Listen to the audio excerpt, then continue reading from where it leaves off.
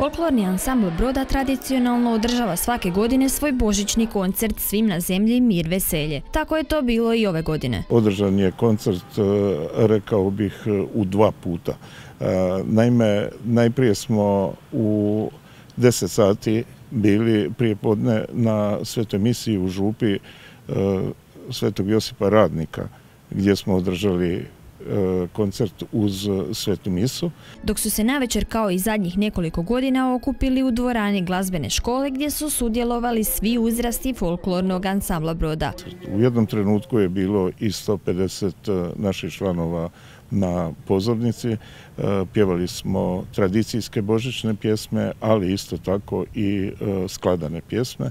Značajno je spomenuti da je ovaj koncert obuhvatio božićne pjesme iz gotovo svih krajeva Hrvatske. Ove godine nastupili su i članovi FABA sekcije veterana sa prvim ansamblom, pripremnim ansamblom i čak 2 dječja uzrasta.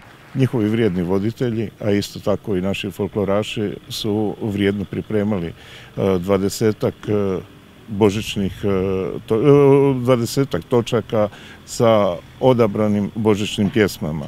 I ove godine Nikola Novosel uvježbao je i pjevanje i sviranje velikog mješovitog orkestra folklornog ansambla Broda. Sa dječjim uzrastima su radile njihove voditeljice Mirjam Čorluka i Ivana Celner-Drčelić. Puno je u svemu pomagao glazbeni suradnik Đuka Andrić. Dok su voditelji plesnog dijela Katarina Bjelobrk i asistent Igor Ilić. Svi zajedno potrudili su se da ovogodišnji koncert izgleda drugačije nego prijašnjih godina. Rekao bih puno bogatiji i sa programom, ali posebno sa dobrim odabirom božićnih pjesama. Mnogobrojno gledateljstvo su mogli vidjeti i čuti kako to folkloraši pjevaju božićne pjesme koji nisu baš uobičajene za jedan folklorni ansambl. Pokazalo se da je mogu i folkloraši uvježbati takve pjesme dok su zainteresirani, slušaju svoje voditelje i jako puno vremena provode na probama. Ove godine FAB je imao 46 održanih javnih nastupa. Mislim da smo opravdali sva očekivanja tijekom ove godine i što se tiče onoga programskog, tako i što se tiče organizacijskog dijela.